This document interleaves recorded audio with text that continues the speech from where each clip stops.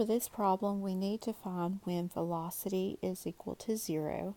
We're given the position function, and we need to remember that if we take the derivative of the position function, that gives us the velocity function.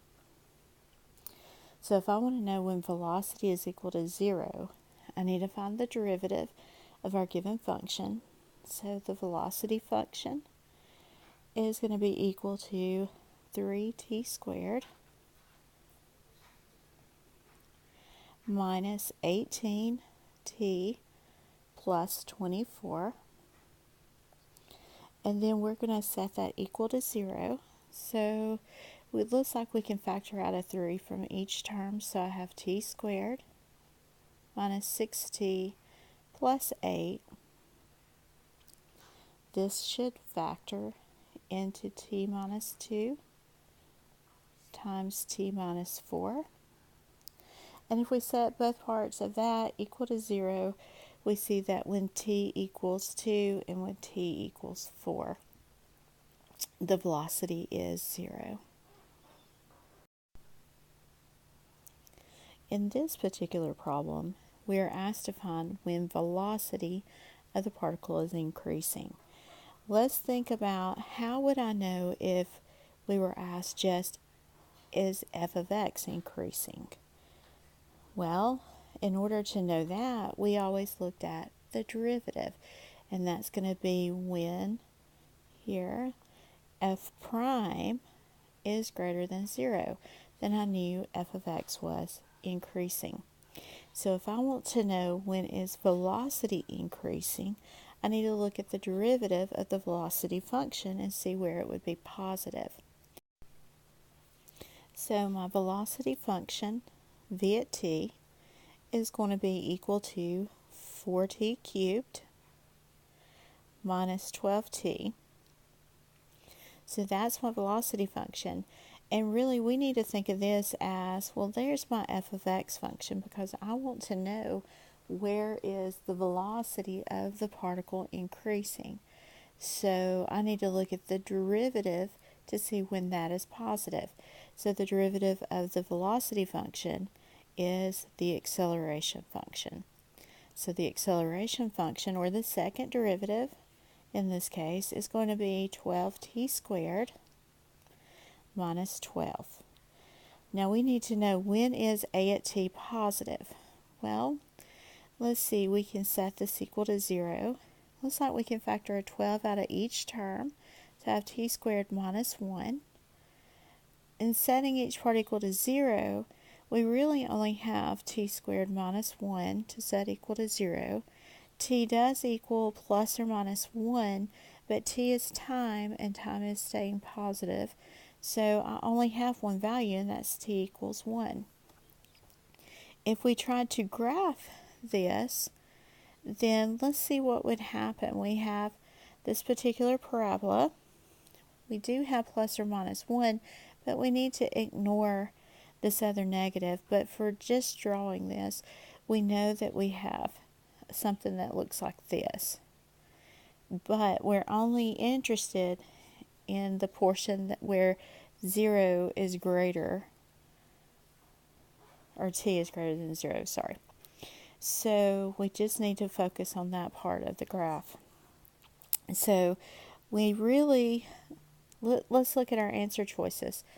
Well, is the particle increasing for all values of t greater than 0? Well, no, we've got some portions of the graph here that are below. This is the acceleration function, so acceleration's negative there. So if acceleration was negative, then velocity is decreasing. So it can't be a. Between 0 and the square root of 3. Well, the square root of 3, that's about 1.7-ish maybe. So that's closer. We know this value right here is 1. But still, we can't say all of those t values between 0. So it can't be b. For t values greater than the square root of 3. So the square root of 3 is going to be somewhere over here at 1.7-ish. So that looks like that might be a pretty good answer here. So I would say that for t values greater than the square root of 3, that's going to be our answer.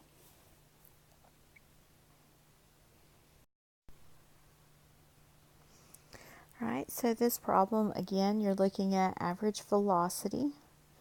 And average velocity is going to be talking about the change in position, again, over a change in time. Well, if we're going to be talking about change in position over change in time, then we're really going to be looking at, well, what are the values of s at 3 pi over 2 minus s at 0 over 3 pi over 2 minus 0. And hopefully this looks familiar. This should be that f at b minus f at a all over b minus a. That's the same concept. Even though we're talking about average velocity, we're actually estimating it using AROC, or average rate of change. So let's see what we get.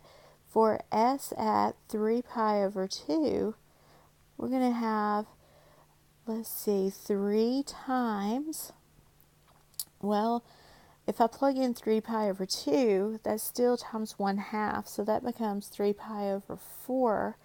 Sine of 3 pi over 4 is root 2 over 2. You need to learn your trig values. And then that's plus 1. And then we need to see, well, what is s at 0?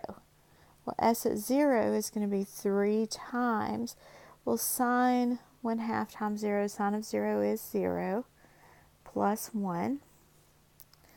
And so now we're ready to simplify this a bit. So I need s at 3 pi over 2, so that's going to be 3 root 2 over 2 plus 1. That's going to be our s at 3 pi over 2, so we have that, minus s at 0. Well, s at 0 is just 1. And then all of that is going to be over 3 pi over 2. So it looks like we've got a mess here. Let's see if we can't simplify that sum. We have 3 square root of 2 over 2, and that's really divided by 3 pi over 2. So we have a fraction divided by a fraction. So I need to multiply by the reciprocal. So I'm going to go over here to the side, and I'm going to multiply this. Really, I'm going to cross that out and put 2 over 3 pi.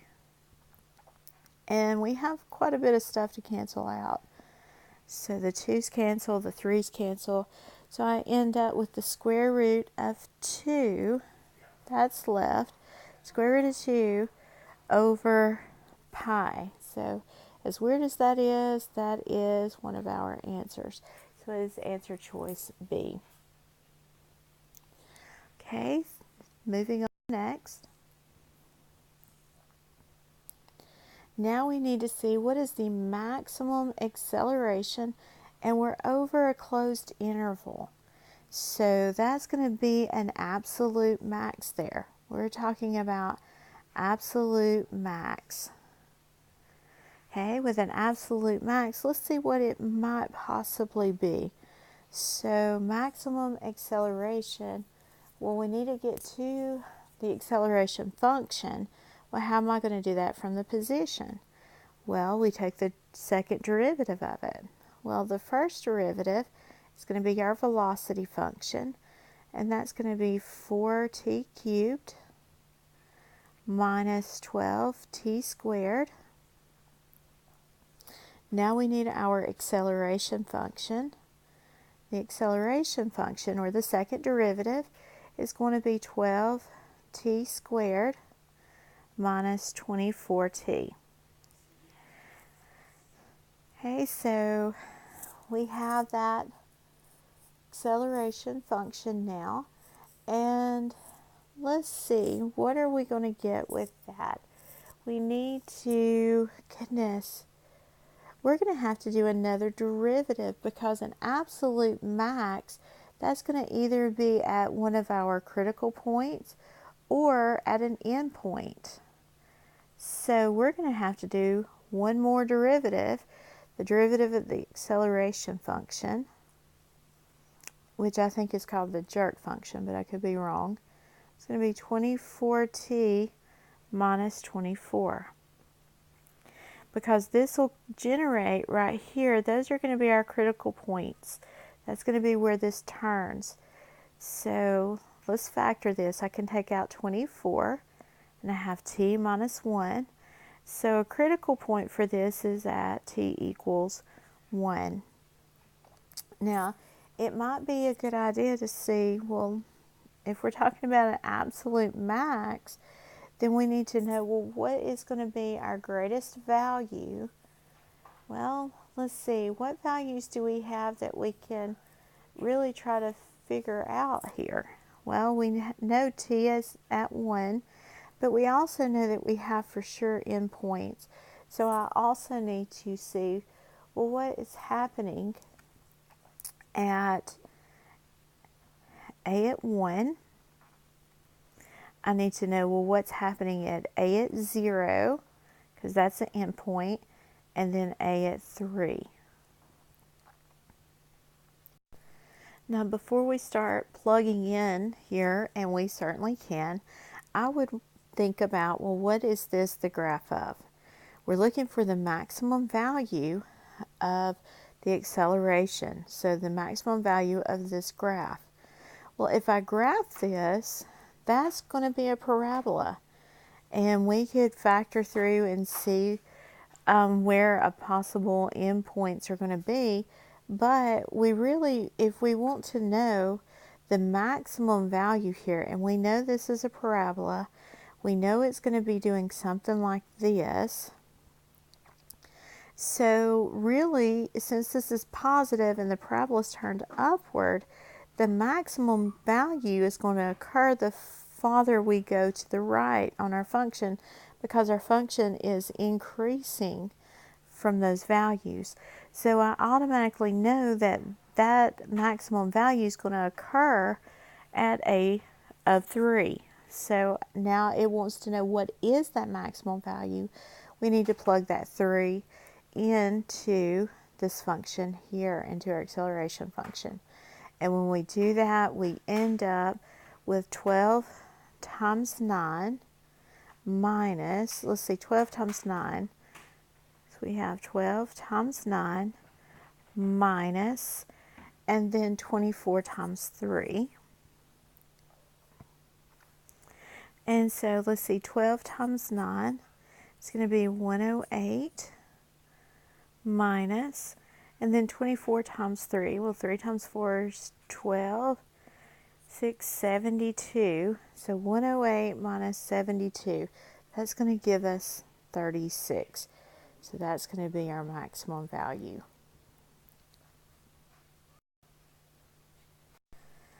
Okay, so for this one, we have the same concept. We're just talking about, though, estimating. So that's the AROC, IROC idea. So an estimated value of the velocity of the particle at time 2. So if we're going to estimate that, again, we need to think about change in position over the change in time. That's what we're going to be using. And so when we're estimating this velocity, we're using this whole idea here. And so just like some of the problems we talked about earlier, we need to go up to our table and say, well, where is my time 2? What two values is that between? And it's between those two values.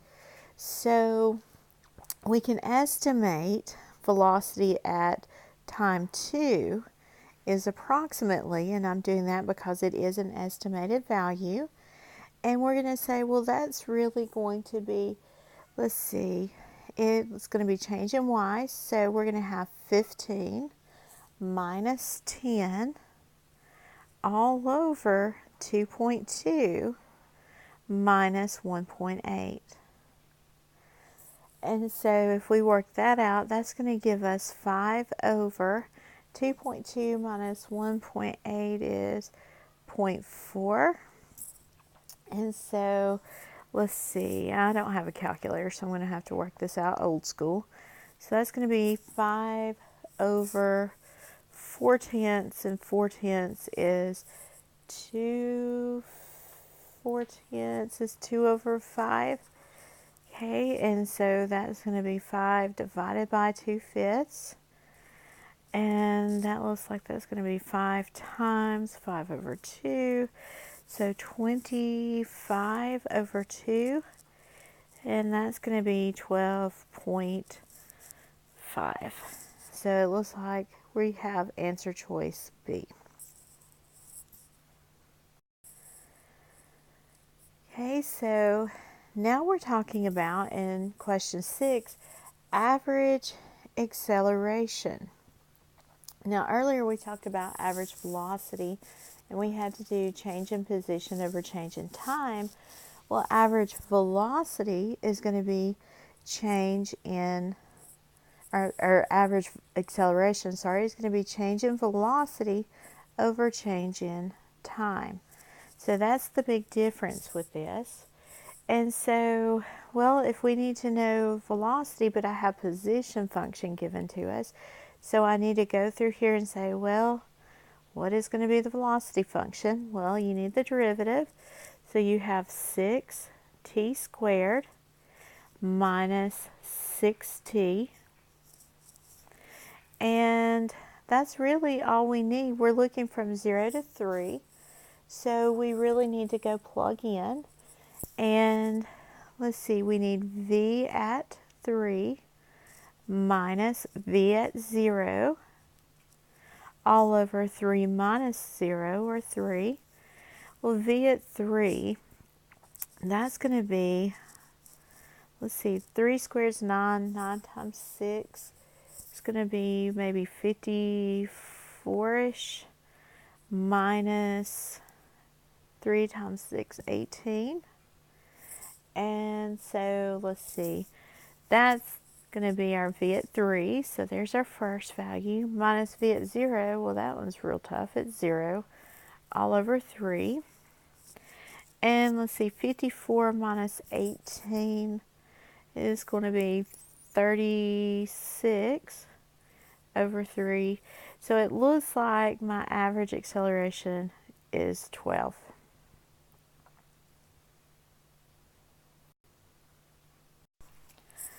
All right, so number 7, reading through the problem, it's asking what is the acceleration of the particle at time t equals 3/2, because we always tell time in fractions. The acceleration, well, we have the position given to us. So next we need to find the first derivative, or the velocity function. Well, let's see, the derivative of 2t, so 2, plus the derivative of sine of an angle is cosine of the angle times the derivative of that angle. And the derivative of pi times t should be just good old pi. Now I need, again, I keep going because I'm asked for acceleration. So a at t, or the acceleration function, well, the derivative of 2 is 0, so that's gone. Goodness, this is pi times cosine. Well, the derivative of cosine, we're going to treat pi as just that coefficient. So the derivative of cosine is negative sine. So I have negative pi sine of pi t. And then that's times the derivative of the angle, so times pi again. So if I combine those coefficients, I have a at t equals negative pi squared sine pi at t, pi times t, sorry. Now I want to know that acceleration at 3/2, so a at 3/2 is equal to negative pi squared sine of, and that's going to turn into 3/2 times pi, which is really 3 pi over 2, which is going to be negative 1 sine of that. And so I have negative pi squared times negative 1. So that's positive pi squared. So it looks like answer choice D.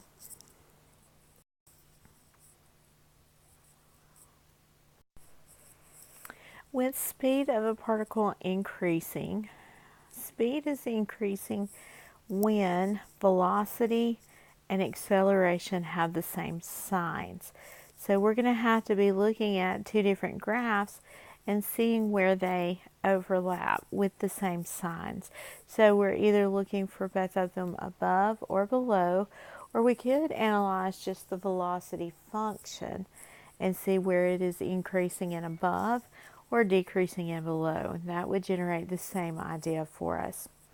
So let's at least look at our velocity function.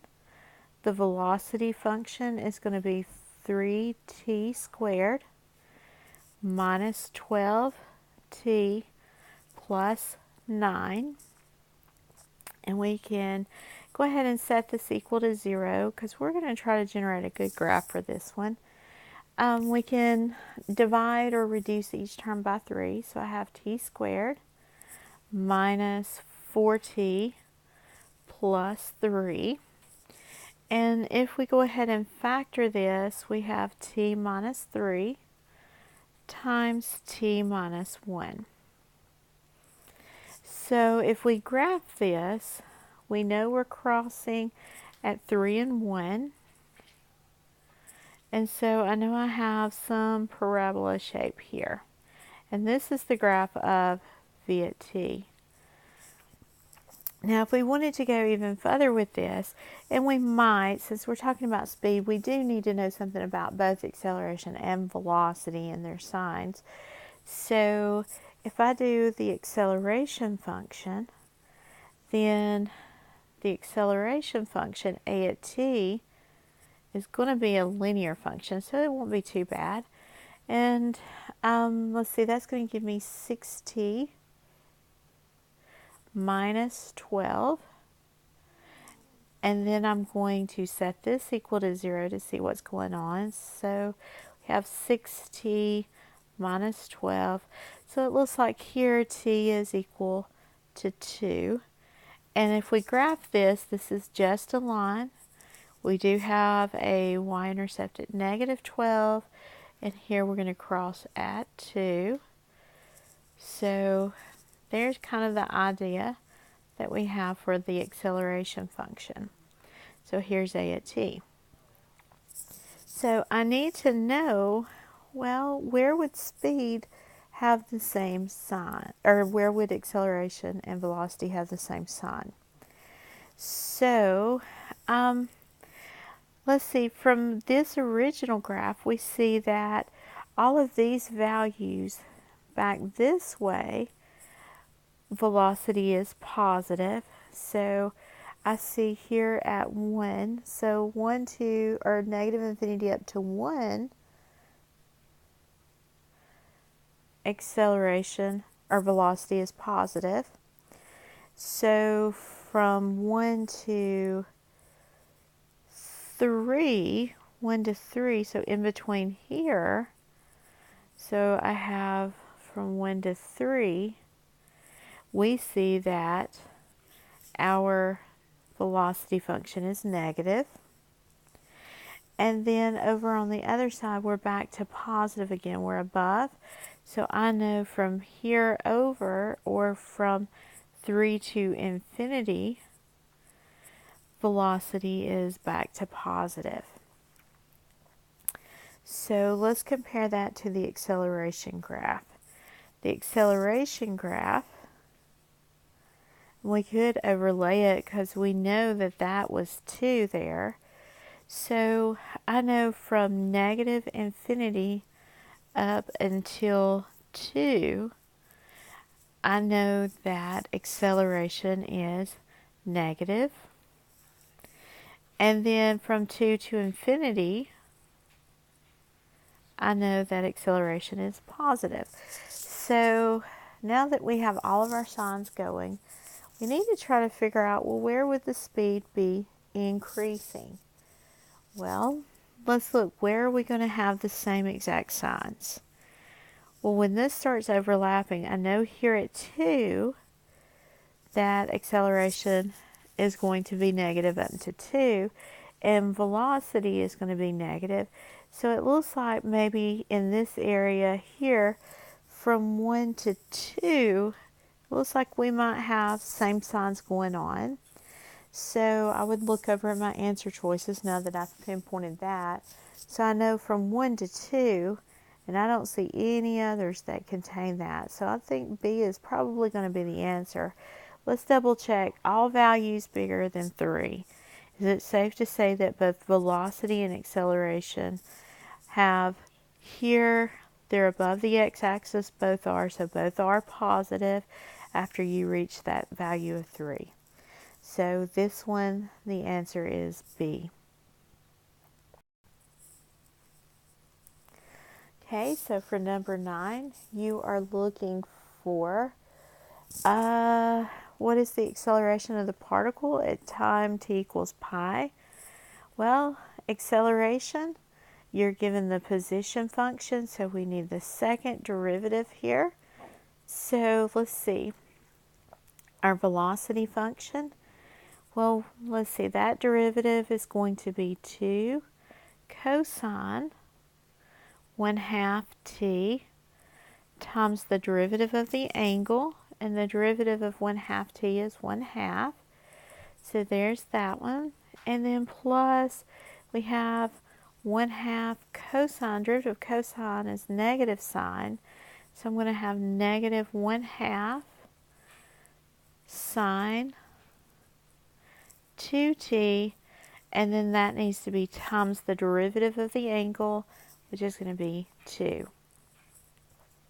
So let's see if we can't clean up some of this before we do the derivative again. So this 1/2 and this 2 cancel. Now don't try to cancel that 2 and that 1/2. That's not going to work. So that first term is going to simplify nice and neat to cosine of 1/2 t. And then the next term, those 2's are going to cancel. So it looks like I have minus sine 2t. Okay, now we need the acceleration, so we need the derivative again. And that looks like it's going to be negative sine 1/2 t times the derivative of the angle, which is 1/2, minus, and let's see, over here, looks like we're going to get the derivative of sine 2t is going to be cosine 2t times the derivative of the angle, which is 2. Now, I don't know how much more I'd simplify here because I need the acceleration at time t equals pi. So I would go ahead and plug in. So we have a pi equals, so that's going to be negative sine, and let's see, if I plug in pi, that's going to give me pi over 2, and then all of that's times 1/2 minus cosine of 2 times pi, and then that's all times 2. So we should be able to simplify this down a little bit more. So a at pi is going to be, let's see, sine of pi over 2, that's going to be 1. So the negative is going to make it negative 1, and negative 1 times 1/2, negative 1/2 minus cosine of 2 pi, that's all the way around to 1, and 1 times 2 is 2. So it looks like we're going to get negative 2.5, which is going to be negative 5/2. So I think the answer is D. Okay, so for this problem, we have a particle moves along the x-axis in such a way that the position, so we have a position function. So we have this position function, and t is greater than 0, at what time is the acceleration of the particle equal to 36? So we need to go through and find the second derivative so that we have our position or our acceleration. The first derivative, our velocity, is going to be 4t cubed minus 24t squared plus, let's see, 18 times 2 is 36t.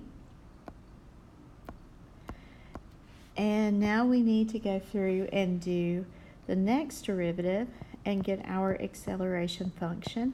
So that's going to be 12t squared minus 48t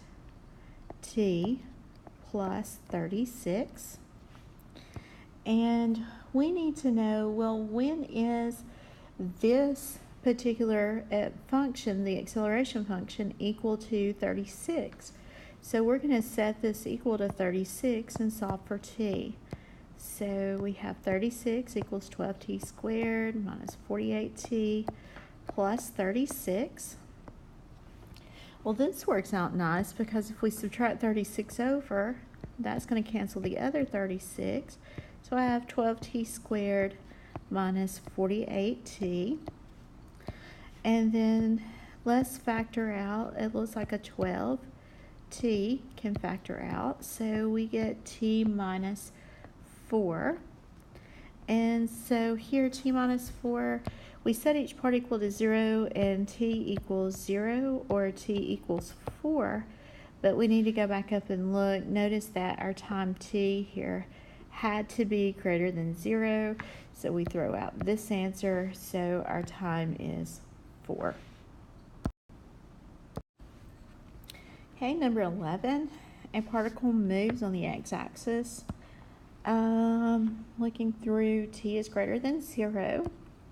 We have a position function. What is the velocity of the particle when acceleration is 0? So we need to set the second derivative equal to 0 and solve for t. So let's run through our derivatives right quick.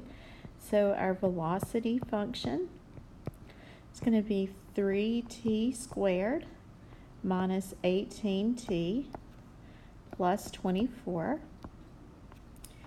And then our acceleration function, our next derivative, is going to be 6t minus 18.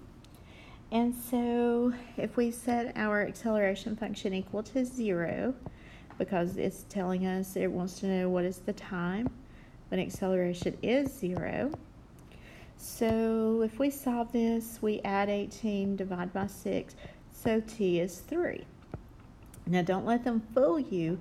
They're asking you what is the velocity when acceleration is 0. So I need to take this t value and come all the way back up and plug it into the velocity function. So we have v at 3 equals 3 times 3 squared, so 9, minus 18 times 3 plus 24.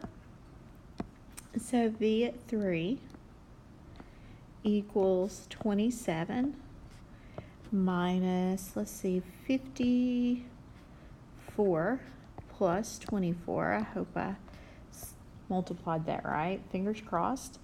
And so let's see, what are we going to end up with after we do all of this wonderful math practice? Let's see, 27 and 24. That looks like that's going to be 51 minus 54. So that's going to be negative 3. Okay, number 12. We want to know what is the velocity of the particle at the time its acceleration is first equal to 0. So again, we have to go through a lot of derivatives here. So let's first do velocity. So we have 4 cosine pi over 2t. Derivative of cosine is negative sine, so negative 4 sine pi over 2 t times the derivative of the angle. Derivative of pi over 2t is just pi over 2.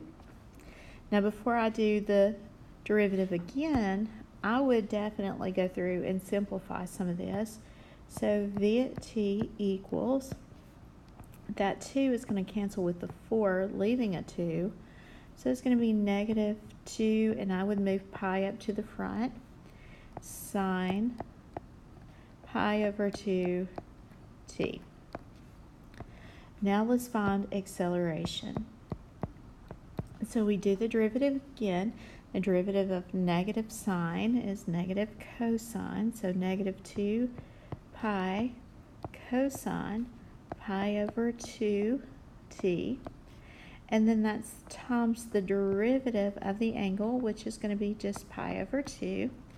And let's see if we can't simplify that. And we need to set this equal to 0, so I'm going to do a lot of that in one step. So I'm going to cancel out these 2's.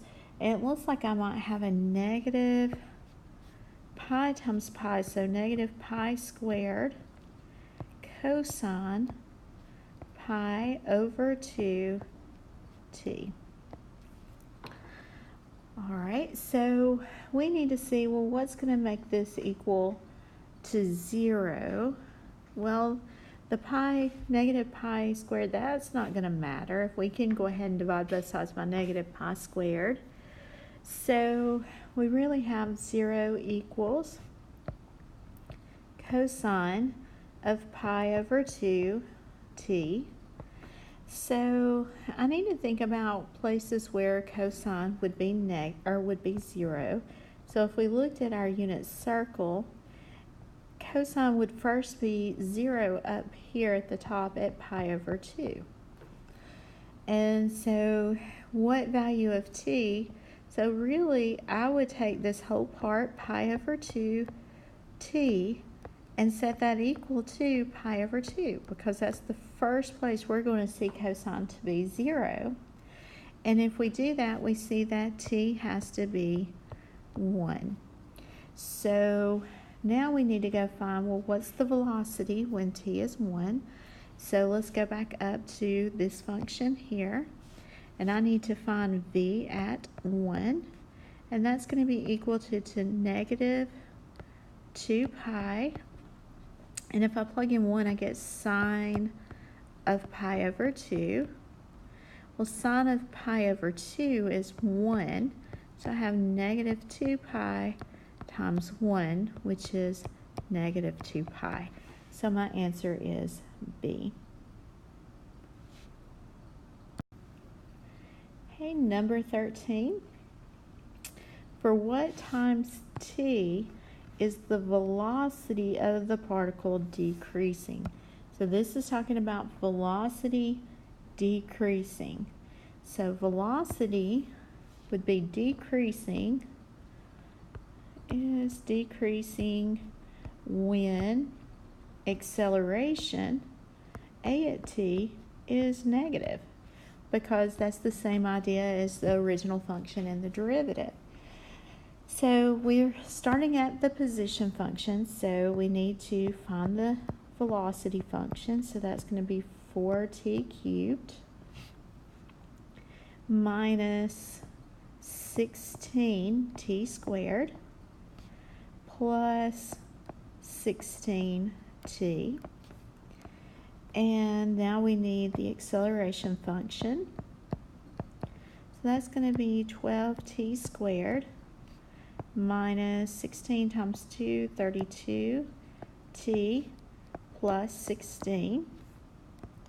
And we're going to set this equal to 0 because we need to know where our sign changes are going to happen. So if I set that equal to 0, it looks like I can factor a 4 out of each part. So let's go ahead and reduce every term by 4. So that's going to give me 3t squared minus 8t plus 4. And now we're ready to try to factor this. So let's see, 3t and t.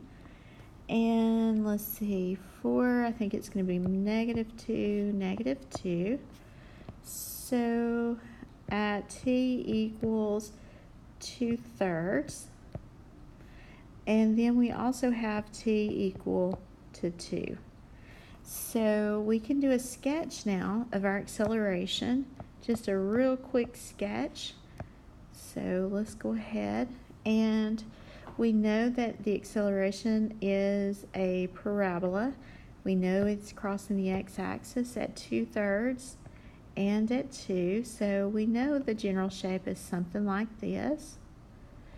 And so let's look. We want to know, well, when is velocity decreasing? Well, velocity is decreasing when acceleration is negative, and so that's going to be where we're below the x-axis, and we're below the x-axis between our two x-intercepts, so between 2/3 and 2. So we have answer choice A. Okay, and the last one, and this one, we need to extend this chart out. So there's a typo on this. It should be 2.5 and then the bottom 11.0. For some reason, some of these versions of the problem does not have that. So just pretend that's an addition onto the problem itself.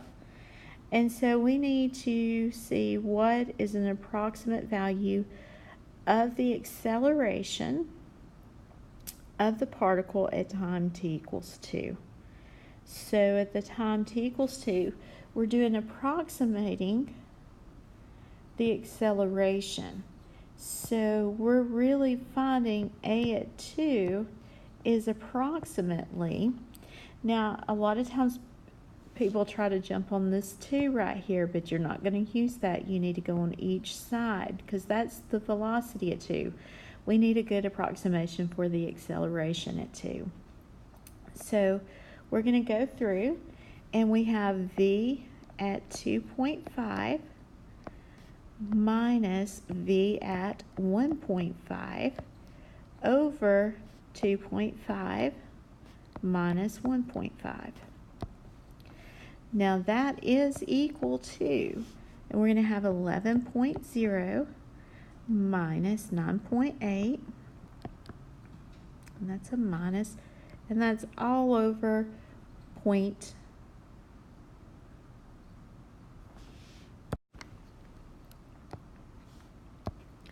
So it looks like our answer, 11.0 minus 9.8, we're going to have 1.2 over 1. So it looks like we have answer choice A.